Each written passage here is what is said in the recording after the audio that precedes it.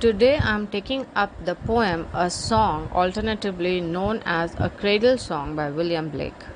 First, a bit about William Blake. William Blake was born on 28 November 1757, passed away on 12th August 1827. He was an English poet, painter, and printmaker. He belonged to the Romantic age. Blake was a nonconformist who associated with some of the leading radical thinkers of his day. He opposed the 18th century neoclassical conventions and privileged imagination over reason in the creation of both his poetry and images, asserting that ideal form should be constructed not from observations of nature but from inner visions.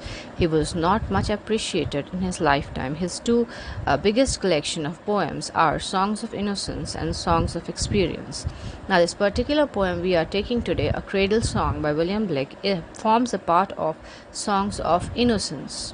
Now, let's have a look at the poem. Sweet dreams form a shade over my lovely infant's head. Now, the dreams are described as sweet. The adjective used before them is sweet. What kind of dreams the mother prays that the child should have? Sweet dreams. Form a shade. The dream should form a shade over the child and protect the child from everything that can terrify him in his sleep. Over my lovely infant's head. The infant is lovely, beautiful. And where is the shade to be formed? Over the head of the child. So, sweet dreams form a shade over my lovely infant's head. Sweet dreams, now it's a repetition. Sweet dreams, first line, third line. Sweet dreams of pleasant dreams. What kind of dreams? The dreams should show what? It should show streams, beautifully moving streams of water by happy, silent, moony beams, streams over which the beams of the moon, the light of the moon is falling, which would make a really beautiful scenery. So this is what he tries to say here in the first paragraph. And if we see here, we find that there is end rhyme because shade rhymes with head, and head, streams and beams rhyming. So the rhyme scheme here, if we see, it's A, B, B. Now taking the second stanza, sweet sleep. Now the first paragraph talked about sweet dreams. Second stanza talks about sweet sleep. So sweet sleep with soft down, weave thy brows an infant crown. She wants, the mother on whose behalf Blake is writing this poem, wants that sleep should weave a beautiful soft crown for her baby, as soft as the feathers of a new bird which comes out of the egg, and after some time the softest feathers start coming on its body. So the crown that is to be woven for the child should have something so soft, as soft as the down feathers of a bird. Weave thy brows an infant crown, sweet sleep, angel mild, hover over my happy child. Sweet sleep should hover over her child like an angel. Hover is going round. Now we see here it's a personification. Even in the first paragraph, sweet is being addressed, dreams are being addressed, sweet dreams. So that's a personification of dreams there. Here it's sweet sleep, so it's a personification of sleep here. If we look at the rhyme here, and to continue the alphabets, we would say it's down rhymes with crown, mild with child. So the rhyme scheme comes to be C, C, D, D. We take the next stanza 3. Sweet smiles in the night hover over my delight. So again, it's personification of smiles, and a very good example here also of repetition of S, S, but this is sweet and this is smile, so it's not exact alliteration here. So sweet smiles in the night hover over my delight. So smiles should hover over her baby throughout the night. Sweet smiles, mother's smiles. What kind of smiles? As sweet as the smile of a mother. Mother, when she sees her baby, that beautiful smile on the mother's face, same kind of smile should be on the face of the child throughout the night. All the livelong night beguile. So the whole night should pass away pleasantly in this manner as the baby sleeps with sweet dreams and sweet smiles on his face. Take last stanza 4. Sweet moans, dove-like sighs, chase not slumber from thine eyes. So she says that moans, that moaning sound that comes when the child is about to awake. So she says, or sometimes when the child is deeply asleep, even then we hear moaning sound. Those moaning sounds are compared to the sighs of doves. So she says, I do not want that these moaning sounds should remove sleep from my baby's eyes. Sweet moan, sweeter smile, all the dove-like moans beguile. So she wants that these moaning sounds should be sweet.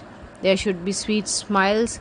The smile should be sweeter than the moaning sounds, and the whole night should pass away pleasantly, just in this manner. Again, if you like to see the rhyme, it's the end rhyme for all the stanzas here. Sighs rhyming with eyes, smile with beguile. Stanza number 5 says, Sleep, sleep, happy child, all creation slept and smiled.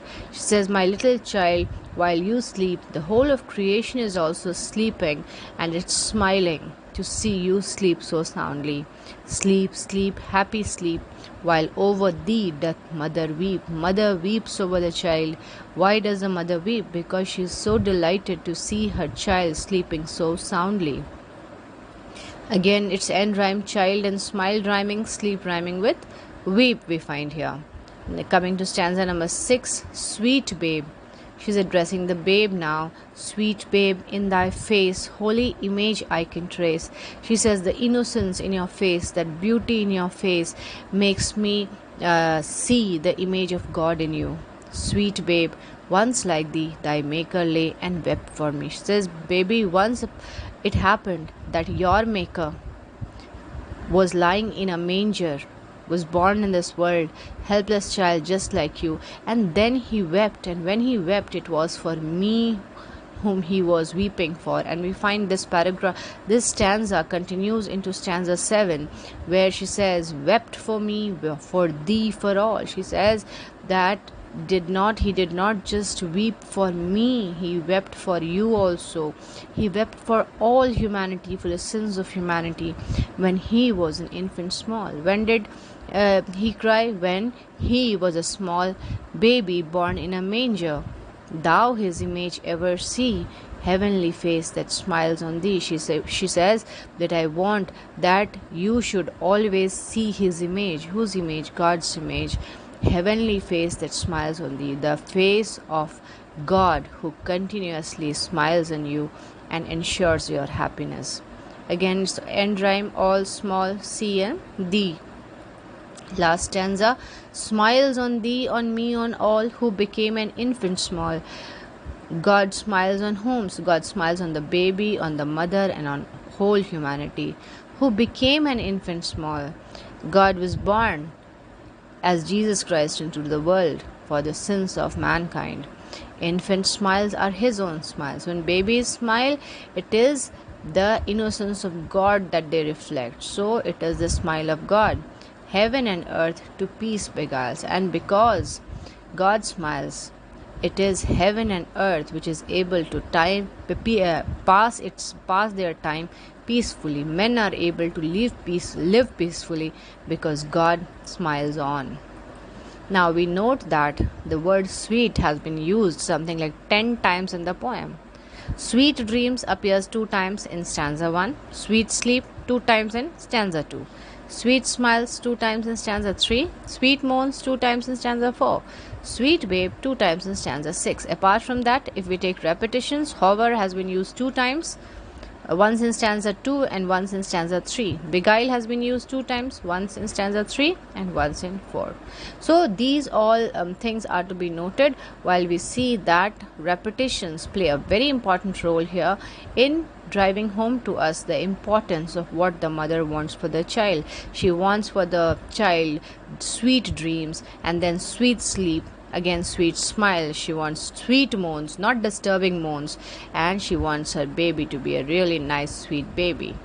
If we look at the theme of the poem, it's about a mother's love for her child and her desire to see him happy even in his sleep.